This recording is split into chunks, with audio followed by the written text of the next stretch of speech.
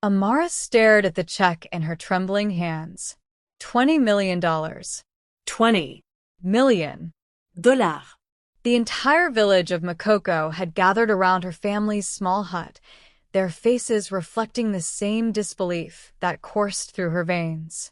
The man standing before her, the same man she had pulled from the churning waters of Lagos Harbor just 3 weeks ago, smiled gently as helicopters circled overhead and black SUVs lined the dirt road. "Miss Amara," he said, his voice carrying the authority of someone used to moving mountains with words, "this is just the beginning. I want to build a school, a hospital, and a fish processing plant here. Will you help me?" The village elder, Baba Tund, dropped his walking stick. Children stopped their games and stared with open mouths. Amara's mother fainted. If powerful stories like this move you, please hit subscribe. And tell us where you're watching from. I love seeing our global family in the comments. Alright, back to how this nightmare began. 3 weeks earlier, the morning sun painted Lagos Harbor in shades of gold and amber. Amara Okafor adjusted her father's old fishing hat and checked the nets one more time. At 24, she had been fishing these waters for 12 years, ever since her father's boat capsized in a storm that took him and left her family with nothing but debt and determination. "The fish will come when they're ready," her younger brother Peter called from the shore, repeating their grandmother's favorite saying. Amara smiled but didn't answer. Patience was a luxury she couldn't afford.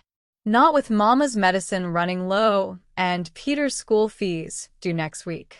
Their small boat, Amara Dream, named after her father, cut through the morning waters.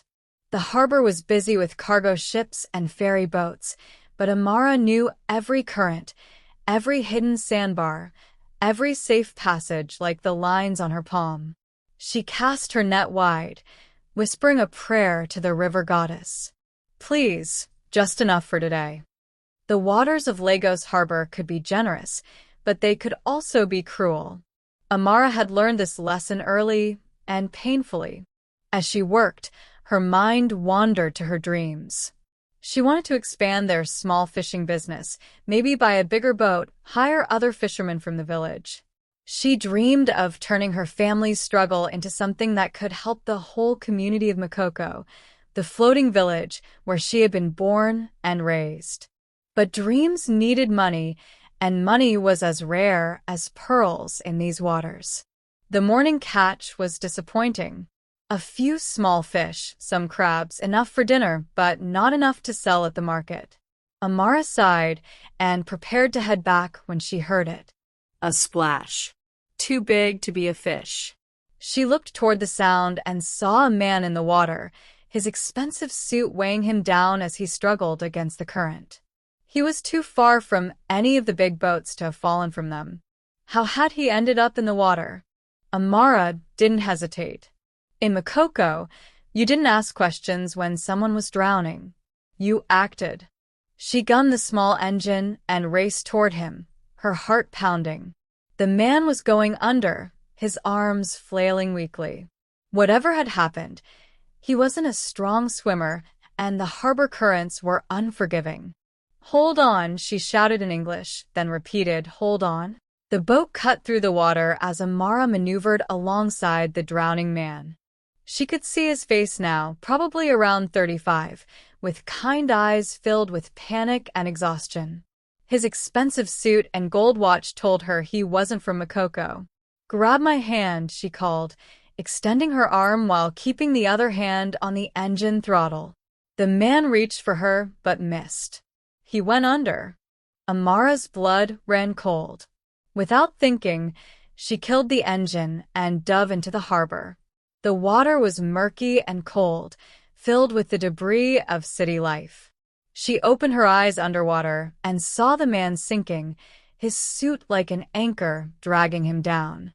Swimming with powerful strokes learned from a lifetime on these waters, Amara reached him just as his eyes were closing. She wrapped her arm around his chest and kicked hard for the surface. He was heavier than she expected, but Amara had been pulling nets full of fish since she was 12. Her arms were strong, her determination stronger. They broke the surface together, both gasping for air. "I've got you," she panted, swimming them both back toward her boat. "Stay calm. I've got you." Getting him into the small fishing boat took all her strength and creativity. She had to use her fishing rope and the boat's side ladder, equipment meant for hauling nets, now saving a life. Finally, they were both in the boat, soaked and breathing hard. The man lay on his back, coughing up harbor water and staring at the sky. "Thank you," he whispered. "You saved my life." Amara wrung water from her father's hat and studied the stranger. His accent was educated, probably university-trained. His clothes, though waterlogged, were clearly expensive. But his eyes held something she recognized: vulnerability. "What happened?" she asked. "How did you fall in?" The man sat up slowly, wincing. My boat had engine trouble. I was trying to signal for help when a wave knocked me over. I can't swim very well." He looked embarrassed by this admission. Amara started the engine. "Let's get you to shore. You need dry clothes and medical attention." "No," he said quickly. "I mean, please. I don't want to go to a hospital. Is there somewhere else?" Something in his voice made Amara look at him more carefully. He seemed almost afraid. Not of the water now, but of something else. "Are you in trouble?" she asked directly. He was quiet for a long moment, then nodded. "Maybe. I don't know anymore." Amara made a decision that would change everything. Instead of heading to the main harbor where there were police and ambulances, she turned her boat toward Makoko. "I'll take you home," she said. "My mama can look at you, make sure you're okay. You can rest, then decide what to do next." The man stared at her with something like wonder. "You don't even know my name." I'm Amara Akafer. "And you don't need to tell me anything you don't want to." "My name is..." He paused, then said, "David. David Mensah." Amara nodded and guided her boat toward home, not knowing that she had just pulled one of the richest men in West Africa from the depths of Lagos Harbor. Makoko was a village built on water, where houses stood on stilts and boats were the primary transportation. As Amara navigated the narrow channels between homes, curious faces appeared at windows and doorways. Visitors were rare, especially ones in expensive suits. Nganga. Amara called as she tied up at their small dock. "I need help." Her mother, Grace Okafor, emerged from their modest home. At 52, she was still strong despite years of hard work and worry. Her eyes went wide when she saw the soaked stranger in her daughter's boat. "Jesus Christ," she exclaimed. "What happened?" "He almost drowned. I pulled him from the harbor." Grace's expression immediately shifted to concern. In Makoko, taking care of strangers wasn't just kindness. It was tradition. "My boat will come." Asterisk the belief that helping others would bring help to you in your own time of need. "Bring him up," Grace said, already moving to prepare. David struggled to stand, still weak from his ordeal. Amara and her mother helped him up the ladder to their home. It wasn't much.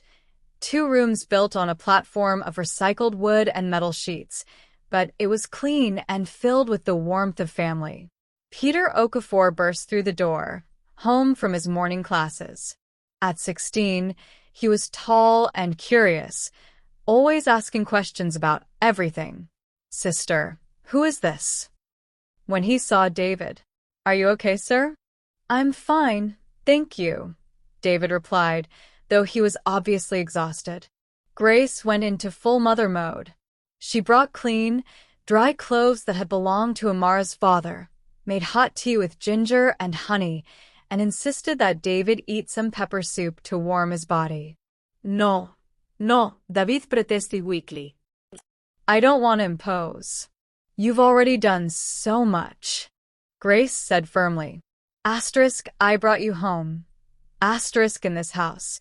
You are family until you are well. As David changed into dry clothes, Amara sat with her mother in their small kitchen. "He seems like a good man," Grace observed, crushing fresh ginger for more tea. "But expensive clothes don't end up in Lagos Harbor by accident." He said his boat had engine trouble. Grace raised an eyebrow. "And his boat?" Amara realized she hadn't seen any boat in distress. The harbor had been busy but normal. "I don't know. Maybe it drifted away, or someone else helped it." Grace had the wisdom of someone who had seen much of life's complexity. "Time will tell a story. For now, we help." When David emerged in the dry clothes, he looked different. Smaller, somehow more human. The expensive suit had created distance. The simple shirt and pants made him seem like someone who could belong in their world. "Thank you," he said quietly. "All of you. I don't know how to repay this kindness." "No need for repayment," Grace said, handing him a bowl of pepper soup. "Just get better." Over the next few hours, David rested while the Okafor family continued their day. Amara went back out on the water, hoping the afternoon would bring better luck with fish. Peter did homework while keeping one eye on their guest. Grace prepared dinner and tended to her small garden of herbs and vegetables. David watched it all with fascination. This wasn't the poverty he had imagined when he thought about places like Makoko. This was something else, a functioning community where people looked out for each other, where wealth was measured in relationships rather than bank accounts. When Amara returned with a decent afternoon catch, she found David helping Peter with his mathematics homework. "You're good with numbers," Peter was saying. David smiled. "I've had some practice." That evening, the family sat together for dinner. It was simple: fish stew with rice, fried plantains, and vegetables from Grace's garden, but it was prepared with love and shared with genuine warmth. "Tell us about your family," Grace asked David as they ate. David hesitated. I don't have much family left. My parents died when I was young. I've been mostly on my own since then." This was true, though he left out the part about inheriting a business empire worth billions. "Everyone needs family," Grace said. "Blood or chosen, we all need people who care about us." "What work do you do?" Amara asked. "Business," David answered vaguely. "Import and export. Nothing very exciting." Peter leaned forward. "Do you travel?" I want to see other places someday. "Maybe go to university abroad." David's eyes lit up. "Education is important. Very important. What do you want to study?" "Engineering. I want to build better boats, maybe design bridges that can connect communities like ours to the mainland more easily." "That's a beautiful dream," David said, and Amara could hear real emotion in his voice. After dinner, David insisted on helping with cleanup despite Grace's protests. As they worked, he and Amara talked quietly. "Your family is wonderful," he said. "They are my whole world," Amara replied. "After Papa died, we only had each other. But somehow, that was enough." "You must miss him." "Every day. But he taught me that the sea gives and the sea takes.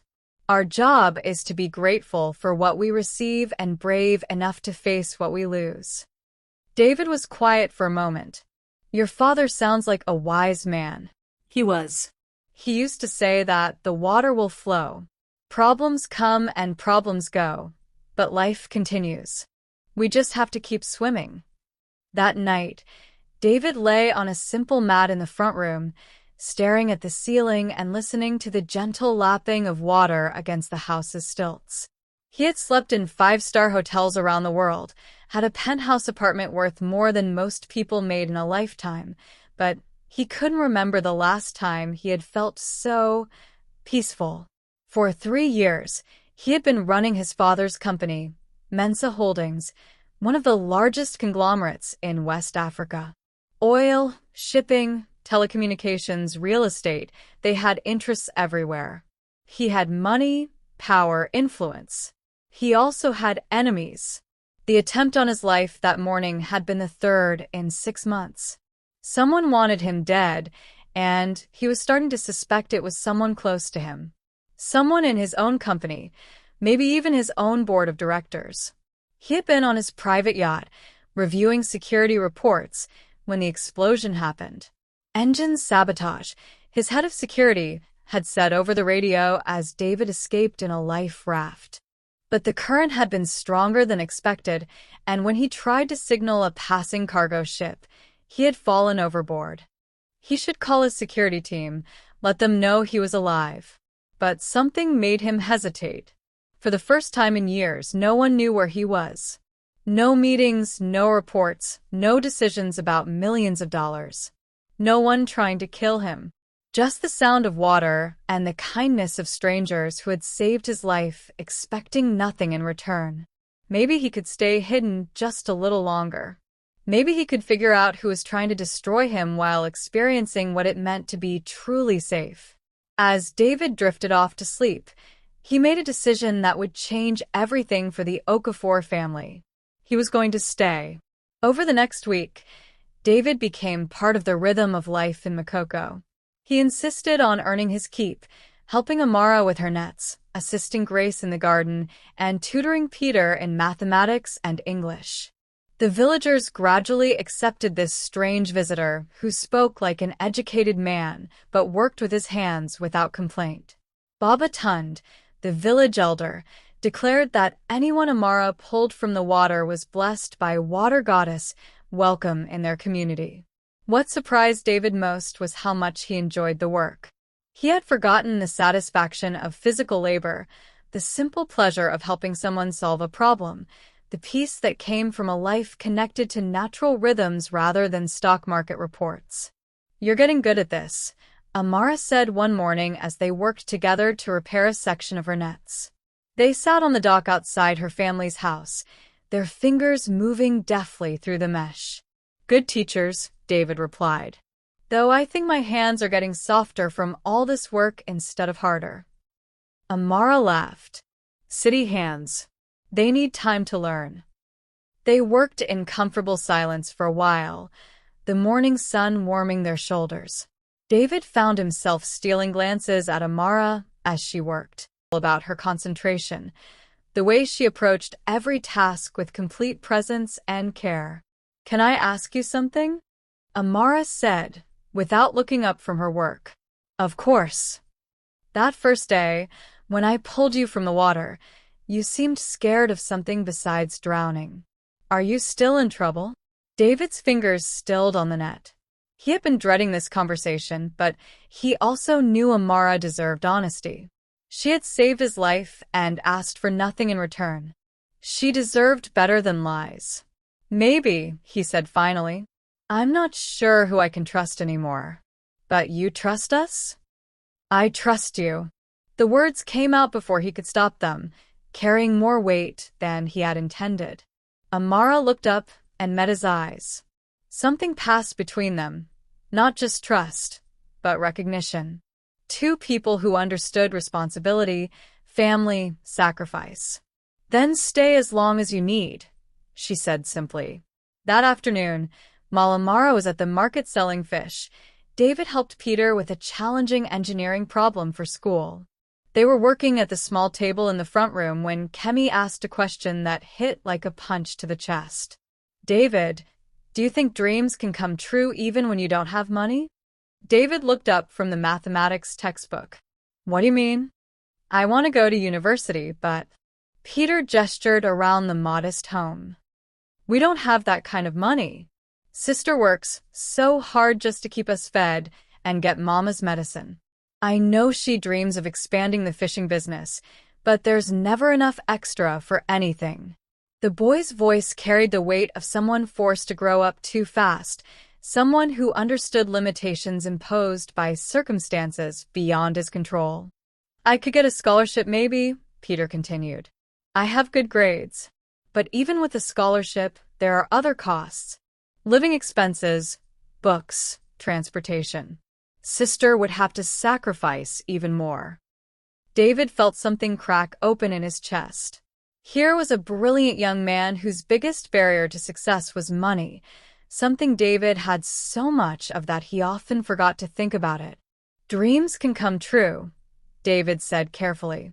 But sometimes they need help.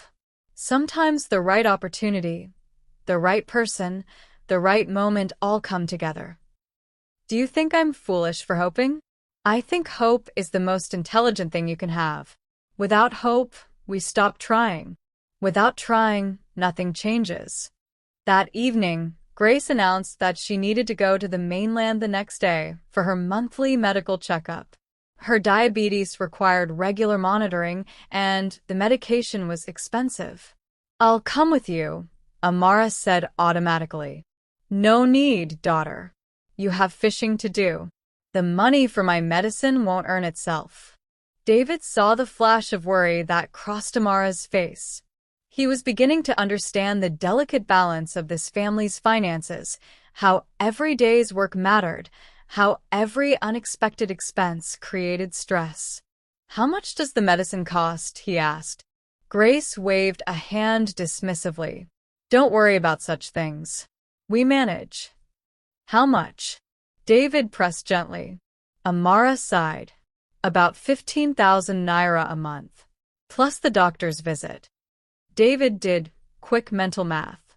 About $35 US. The amount he used to spend on coffee in a single morning. "What if I could help with that?" he said. No. Grace's voice was firm. "We don't take charity." "Not charity," David said quickly. "Payment. I've been staying here for a week, eating your food, using your shelter. Let me contribute something." "You've been working for it," Amara pointed out. "Not enough to cover room and board in the city," David countered. Please. "It would make me feel better about accepting your hospitality." After some discussion, Grace reluctantly agreed to let David contribute to household expenses. What she didn't know was that David planned to do much more than help with medical bills. That night, David made a secure phone call from a borrowed cell phone, speaking quietly while the family slept. "Marcus? It's David. Yes, I'm alive. No, I can't tell you where I am yet. I need you to do something for me. Set up an education fund. I'll send you details." What? "No, this isn't about a tax write-off. This is personal." The next morning brought an unexpected visitor to Makoko. Amara was preparing to go out fishing when she saw an expensive speedboat approaching the village. Her stomach tightened with worry. The boat contained 3 men in suits and sunglasses, clearly not locals. They were asking questions, showing a photograph to anyone who would look. "They're looking for someone," Peter reported, running home from where he had been watching near the village entrance. Amara looked at David, who had gone very still and pale. "It's time for me to go," he said quietly. But before David could gather his few belongings, Baba Tund appeared at their door. "Amara, child, there are men asking questions about a stranger. They say he is a criminal, that he stole money." The elder's wise eyes moved to David. "They offer a reward for information." David stood up. "I should go to them. I don't want to bring trouble to your family." "Sit down," Grace said sharply. "Baba Tund, did these men show any official papers? Police identification?" No. "Just expensive clothes and rude questions." Grace nodded firmly. "Then they are not welcome in our village. Anyone who wants to take someone from Makoko must follow proper procedures." David stared at her in amazement. "You don't understand. These men might be dangerous." Grace said, "Asterisk wisdom is what we use to crack wisdom. Asterisk if these men meant well, they would come honestly. Instead, they come with lies and bribes." Amara made a decision. "David, we're going fishing." Now. She grabbed her gear and motioned for David to follow. They slipped out the back of the house and into her boat just as the men in suits were questioning villagers on the other side of Makoko. As they headed toward open water, Amara could see the expensive speedboat circling the village. Her heart pounded, but her hands remained steady on the engine controls. "Who are they?" she asked. David was quiet for a long time, watching Makoko shrink behind them. Finally, he spoke. "People who want to hurt me. I think someone close to me is trying to have me killed." Amara's blood ran cold. "Why?" Money. Power. "I inherited something that other people want." She glanced back at the speedboat, which seemed to be leaving the village.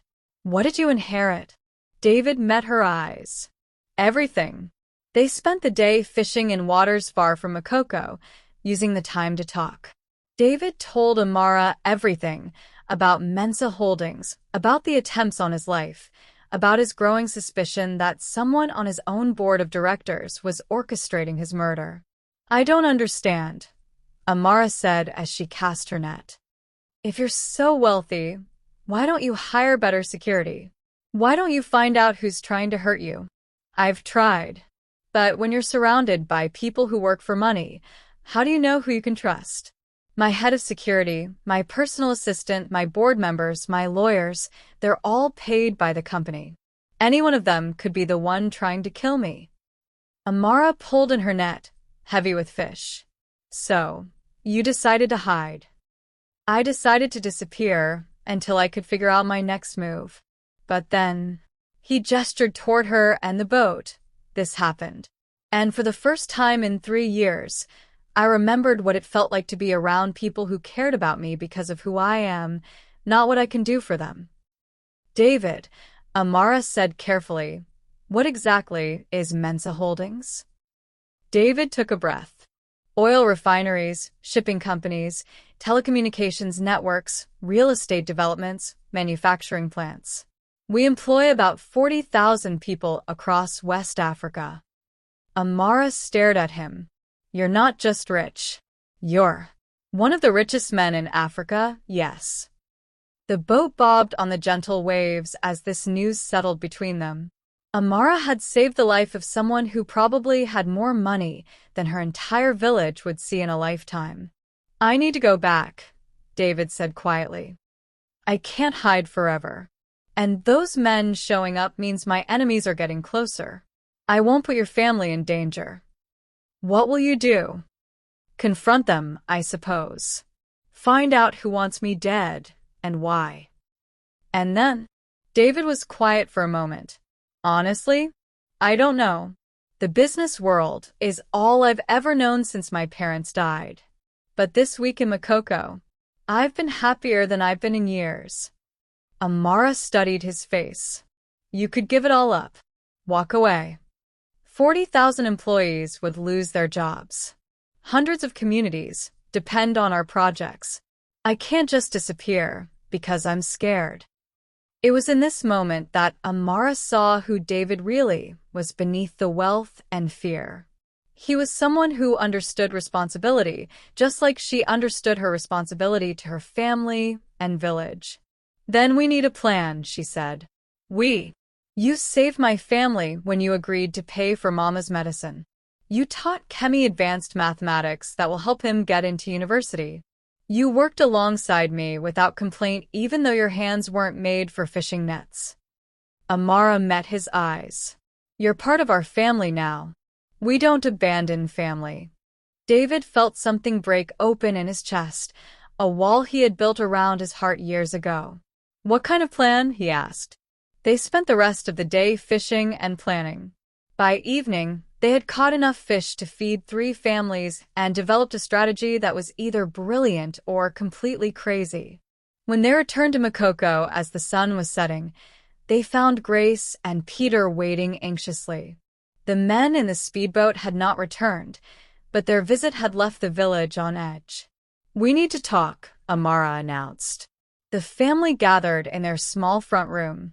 David looked at each of them, Grace, who had welcomed him without question, Peter, whose dreams had reminded him why education mattered, Amara, whose courage had literally saved his life. "My real name is David Mensa," he began. Peter's eyes went wide. Even in Makoko, people had heard of the Mensa family. "I know it's hard to believe, but it's true. Someone is trying to kill me, and I've been hiding here while I figure out what to do. Grace leaned back in her chair, processing this information. How much money are we talking about? Billions. In US dollars. Jesus Christ, she muttered. The plan Amara and I discussed today is risky, David continued. I'm going to go back, but not alone. I'm going to bring proof that there are people who care about me for reasons that have nothing to do with money. People who saved my life expecting nothing in return. You want us to come with you, Peter said. If you're willing. Amara would be introduced as my advisor on community development projects. Grace would be my consultant on healthcare initiatives. Peter would be my intern in the engineering division. Those positions don't exist, Grace said. They will. Tomorrow. Amara took a breath. David, if someone is trying to kill you, won't we be in danger too? There will be security. Real security, not company employees. And here's the important part. If this works, if we identify who's been trying to hurt me, then your family will be safe and wealthy beyond anything you can imagine. And if it doesn't work? Grace asked. Then at least I won't die alone. The family was quiet for several minutes, each thinking through the implications. Finally, Grace spoke. In this family, we have a saying, it is at home that we learn to be sensible. You have been part of our home for a week. If our home taught you to be sensible, then you are wise enough to trust. Peter grinned. Besides, I've always wanted to see inside a billionaire's office. Amara looked at David with something between affection and exasperation. You realize this plan could get us all killed? Yes. And you also realize that if we help you and survive, you'll probably disappear back into your rich person's life and forget about the fishing village that saved you? David reached across and took her hand. Amara, I could never forget you. Any of you. You gave me something I thought I had lost forever. What? A family. The next morning, David made several phone calls. By afternoon, a helicopter landed in the open area near Makoko, where the village held community meetings. It was time for David Mensah to return from the dead, and he was bringing his new family with him. The helicopter ride from Makoko to Victoria Island took 20 minutes. For the Okafor family, it was 20 minutes of seeing their world from a perspective they had never imagined. Lagos sprawling in all directions, the harbor they knew so well now just one small part of a massive urban landscape. David spent the flight briefing them on what to expect. My executive assistant is named Jennifer. She's worked for the company for 15 years and has always been loyal. My head of security is Marcus. He's the one I called the other night. I trust both of them, but we can't be certain about anyone else. What about your board of directors? Amara asked. 5 people. They've been running things since my disappearance. Dr. Patricia Adebayo is the longest-serving member. She worked with my father. James Okonkwo handles our oil operations. Sarah Chin manages telecommunications. Ahmed Suleiman oversees shipping. And Robert Okari runs real estate development. One of them wants you dead? Grace asked. Or all of them working together. I inherited controlling interest in the company when I turned 30. Without me, they would have much more power. The helicopter descended toward a gleaming skyscraper that seemed to pierce the Lagos skyline. Mensah Holdings occupied the top 15 floors, David explained. His penthouse office was on the 42nd floor. As they landed on the building's rooftop helipad, Amara felt a flutter of nervousness. She had never been in a building this tall, never been around this kind of wealth and power. Remember, David said as they walked toward the elevator, you're here as my advisors. You have every right to be in that building. And if anything feels wrong, if anyone makes you uncomfortable, tell me immediately. The elevator ride down to the 38th floor felt endless. When the doors opened, they stepped into a world of marble floors, glass walls, and artwork that probably cost more than most people's houses. Jennifer Santos, David's executive assistant, nearly fainted when she saw him. Mr. Mensah. Oh my God. We thought you were dead. The yacht explosion, the Coast Guard's search. She was crying and laughing at the same time. I'm very much alive, Jennifer. Thanks to these people. David introduced the Okafor family with the titles he had promised. Please arrange accommodations for them at the Peninsula Hotel, the presidential suite. Of course, sir. But sir, the board members, they're in an emergency meeting right now. They've been planning your memorial service. David's jaw tightened. Have they now? How thoughtful. Please ask them to join me in the main conference room in 30 minutes. Sir, should I alert security? Marcus has been beside himself with worry. Yes, call Marcus. But Jennifer, don't tell the board members that I'm here. Just say there's an urgent matter that requires their immediate attention. As Jennifer hurried to make arrangements, David led his guests through the executive floors. Employees stared in shock as they recognized their supposedly dead CEO walking through the hallways. This is bigger than our entire village, Peter whispered, staring out through floor-to-ceiling windows at the Lagos skyline. David, Amara said quietly, what exactly is your plan here? I'm going to watch their faces when I walk into that room. Whoever is trying to kill me will give themselves away. Grace shook her head. People are my clothing, but sometimes the clothing hides the snake. 25 minutes later, David stood outside the main conference room with the Okafor family.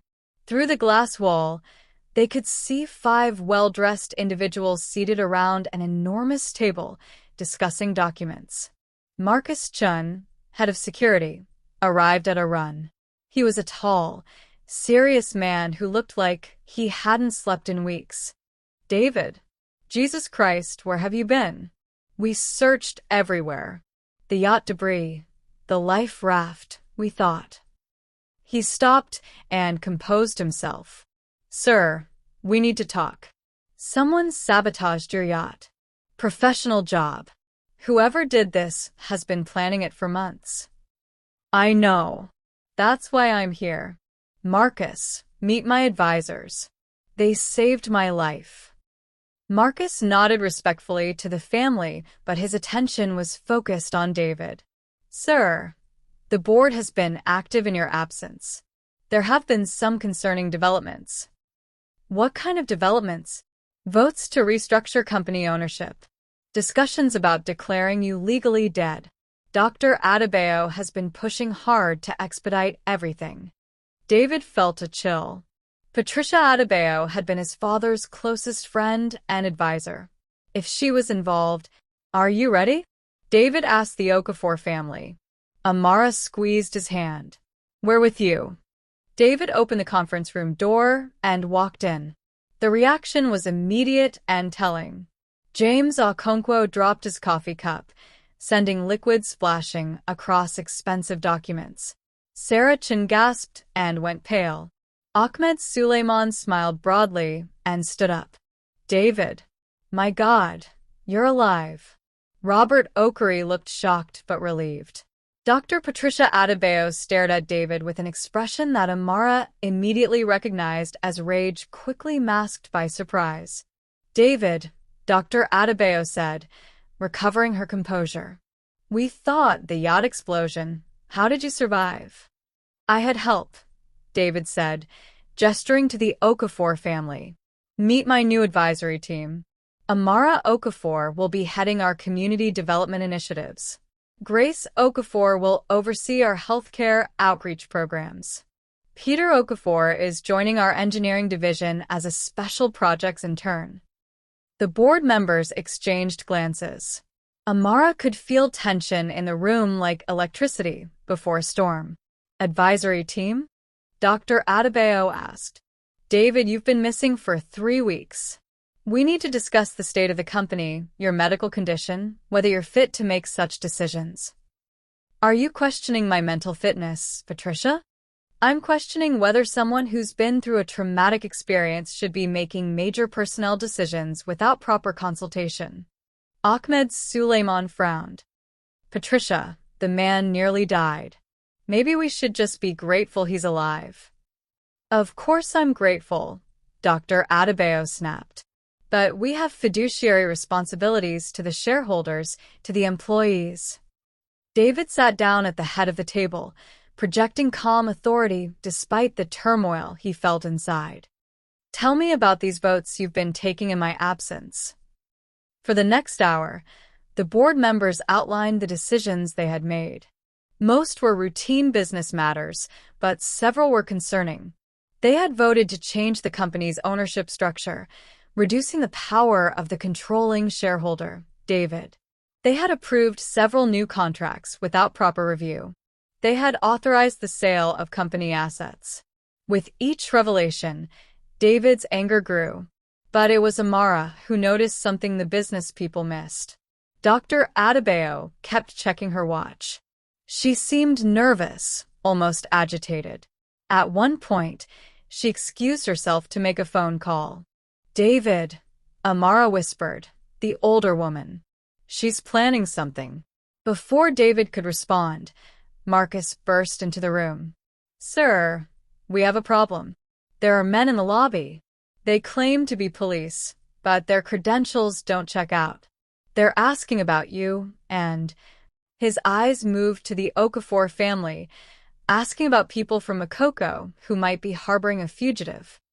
Dr. Adebayo stood up abruptly. Well, this is clearly a complex situation. Perhaps we should postpone this meeting. Sit down, Patricia. David's voice was cold steel. I beg your pardon? I said sit down. You're not going anywhere. The room went deadly quiet. Dr. Adebayo remained standing, her hand moving toward her phone. You called them, David said. It wasn't a question. I don't know what you're talking about.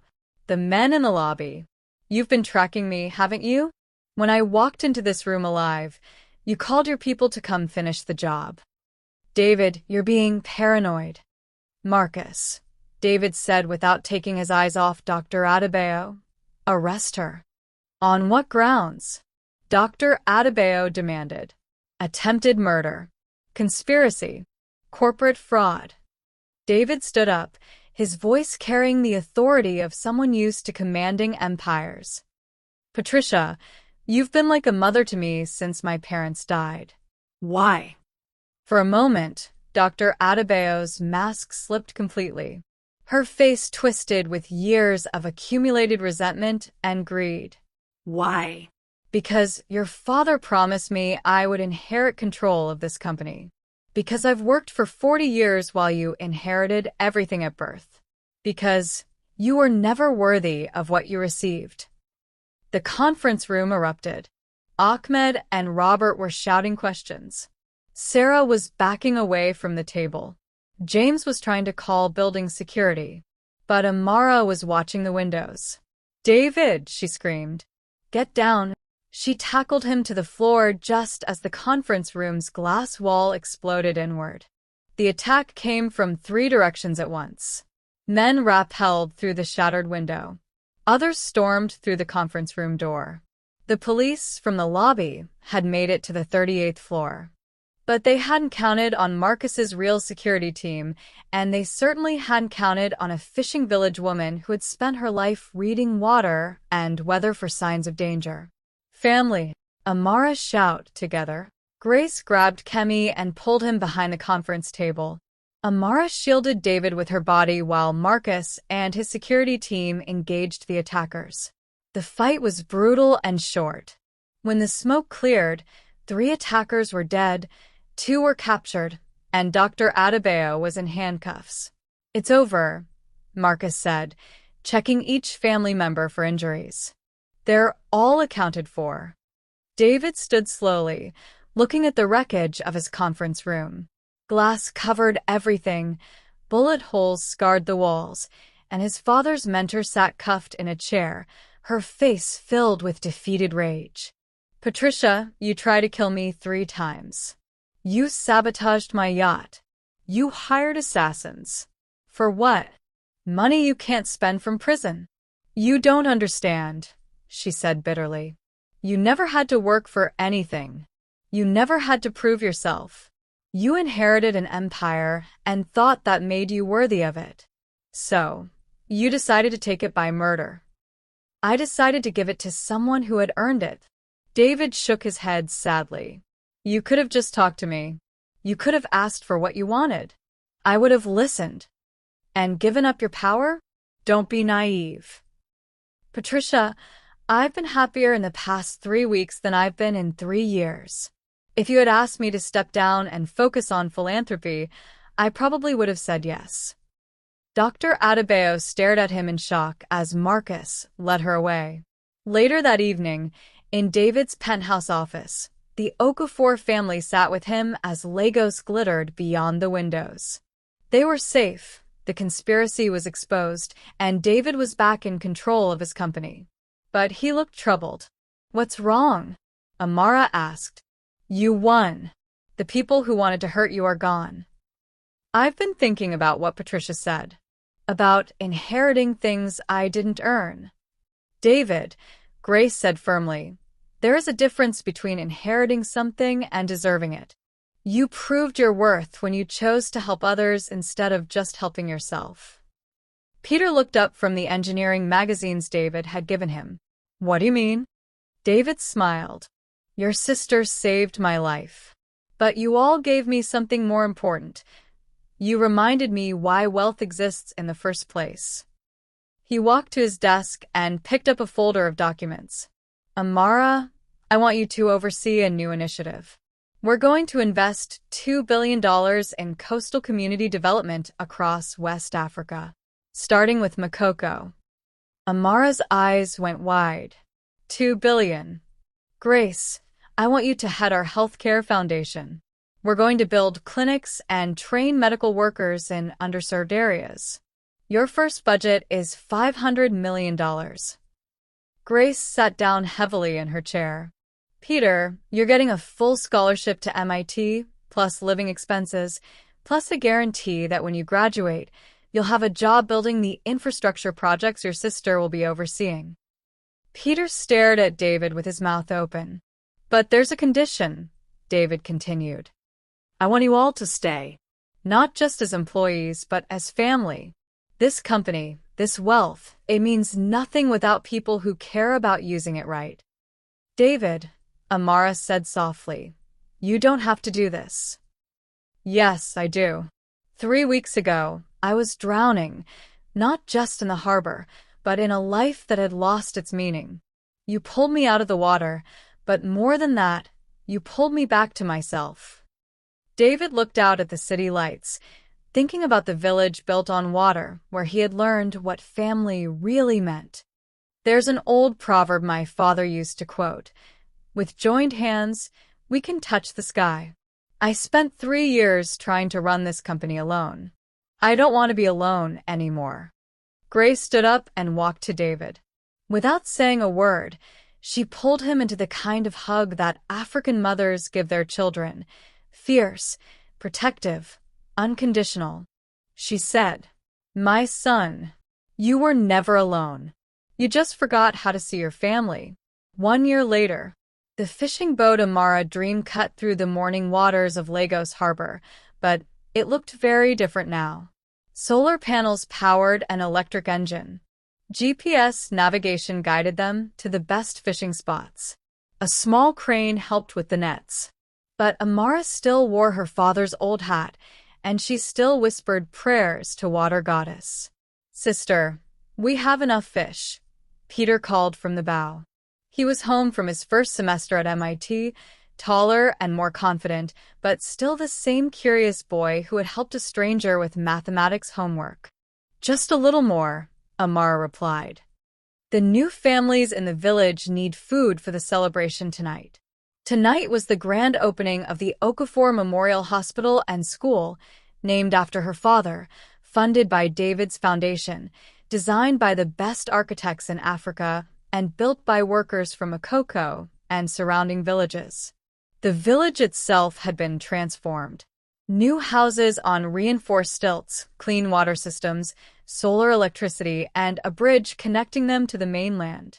But it was still Makoko, still a place where everyone knew everyone, where strangers were welcomed, where children played in the water and elders told stories under the stars. As they headed home, Amara saw a familiar helicopter approaching.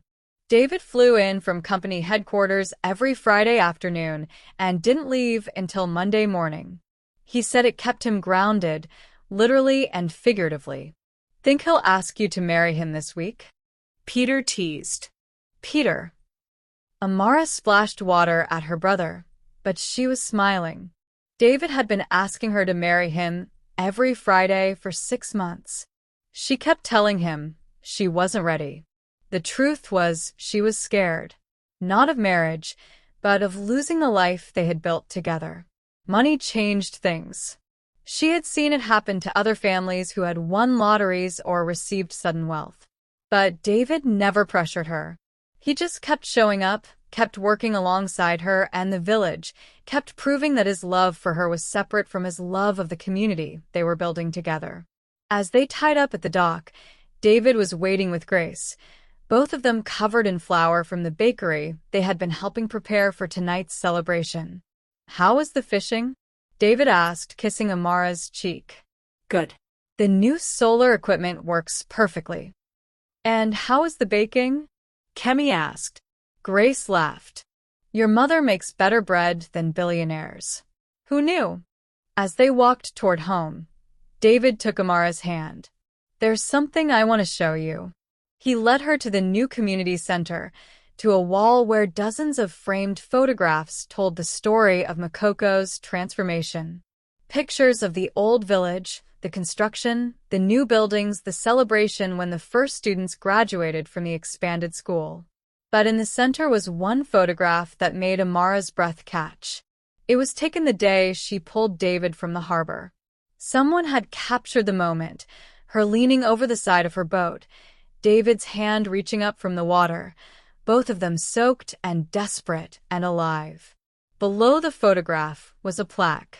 "When we save each other, we save ourselves. When we lift each other up, we all rise. This is where two hearts learned to beat as one, where two families became one family, where the water taught us that love flows. Asterisk in directions we never expect." Asterisk.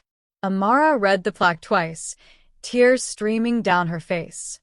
"Amara Okafor," David said, dropping to one knee right there in the community center. "Will you marry me? Not because I'm rich, not because of what I can give you, but because you saved my life in every way a person can be saved."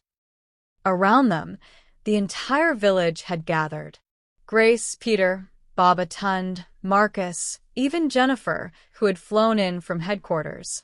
Everyone who had become part of their extended family. Amara looked at David, this man who had learned to tie fishing nets, who spent his Fridays in a village built on water instead of boardrooms built on greed. "Yes," she said, pulling him to his feet. "Yes, but on one condition." "Anything." "We have the wedding here, in Makoko, on the water, with everyone we love." David's smile was brighter than all the stars that were beginning to appear in the darkening sky. He said, "The water will flow." "Yes," Amara replied, kissing him as the village erupted in celebration around them. "The water will flow, and we'll flow with it, together." As the sun set over Lagos Harbor, the village of Makoko celebrated not just an engagement, but a love story that had taught them all something important, that the greatest treasures aren't found in the depths of the water or the heights of skyscrapers, but in the courage to save each other, to trust each other, and to believe that sometimes the person we rescue might just be the person destined to rescue us in return. The water continued to flow, carrying dreams and love and hope in directions no one could have predicted, but everyone could learn to navigate together. And in a small village built on stilts, where fishing boats shared space with solar panels and traditional wisdom lived alongside modern technology. Two families that had become one family knew that they had discovered the most valuable treasure of all. When we help others without expecting anything in return, we often receive blessings beyond our imagination. True wealth is found not in money, but in the relationships we build and the lives we touch. Love and kindness create ripple effects that can transform entire communities. Amara chose to save David even though he was a stranger. If you saw someone in danger today, would you risk your safety to help them? What gives you that courage? Let me know what you think. If you enjoyed this story, please like the video, subscribe to the channel, and turn on the notification bell so you don't miss our next story. Thank you for watching till the end.